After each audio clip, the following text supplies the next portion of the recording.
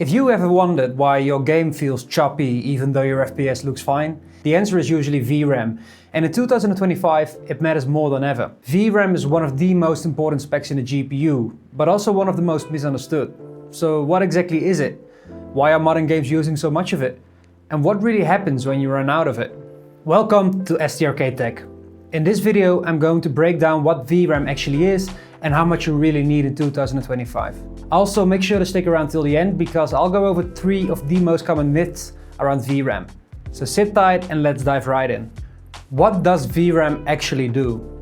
VRAM stands for Video Random Access Memory, and it sits around the GPU die itself. The GPU is here and the VRAM modules are here. VRAM is basically your GPU's workspace. It's the memory that holds everything needed to render the next frame. Try imagining it like this. Your GPU is the chef and VRAM is the counter space in the kitchen. Now, if the chef has a big clean counter, they can lay out all the ingredients and tools they need in order to work smoothly.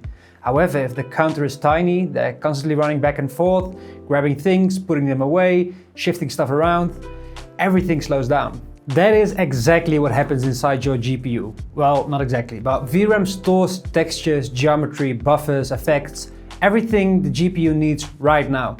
Enough VRAM means smooth, consistent rendering. And not enough VRAM means the GPU starts scrambling for space, and that's what causes stutters, hitching, and terrible frame pacing. Now, VRAM won't give you more FPS, but it does keep your FPS consistent. Why do modern games eat so much VRAM? So why does VRAM feel like such a big deal nowadays? Well, modern games simply load a lot more into memory than they used to back in the day. First is higher resolution assets. Modern games use much larger and more detailed texture assets than they used to, and many engines now stream in high resolution textures by default to keep the image stable, even when you're playing at 1080p. Second is ray tracing. Ray tracing doesn't just increase GPU load, it also needs a lot more memory to store all the lighting data and structures behind the scenes. Turn on ray tracing and your VRAM usage can jump up instantly. Third are open world designs. Open world games and engines like Unreal Engine 5 preload huge chunks of the world around you to avoid pop-ins. That's great for visuals, but it's terrible for small VRAM pools. And fourth is frame generation. Yes, frame generation uses VRAM. It needs extra buffers to hold previous frames and motion information, which adds even more pressure on memory. Combine all of this with the fact that modern consoles have 12 to 16 gigabytes of shared memory, and PC games are being built with much bigger memory budgets in mind. What happens when you run out of VRAM? So what actually happens when your VRAM fills up? Well, your GPU doesn't crash, but it starts kind of cheating. When there's no space left in VRAM, the GPU begins pushing data out to system RAM or even your SSD.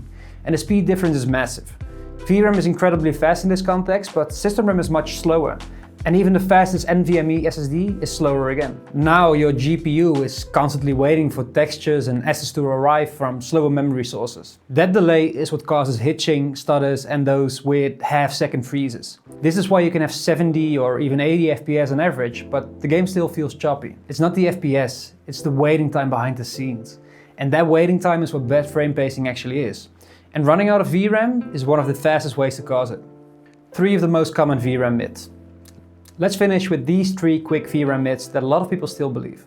Myth number 1. More VRAM means more FPS. It doesn't. VRAM doesn't increase your performance. It just prevents it from falling apart when memory runs out. Myth number 2. More VRAM means you can play at higher resolutions. Higher resolution is mainly limited by GPU horsepower, not VRAM. VRAM helps with textures and assets, but pixel throughput comes from raw GPU power. And myth number 3. VRAM is all that matters. It's important, but memory bandwidth, cache, architecture, and driver support all play a huge role too. VRAM is becoming a bigger deal every year, but it's still just one part of the bigger picture. If you want help choosing the right GPU for your resolution and refresh rate, I covered that in my previous video. It's on screen right now. And if you enjoyed this breakdown, make sure to subscribe so you don't miss out on the next one. And if you've got questions about your own setup, VRAM, GPU choices, or anything else, drop them in the comments. I reply to as many as I can. Thanks for watching, and I'll see you in the next one.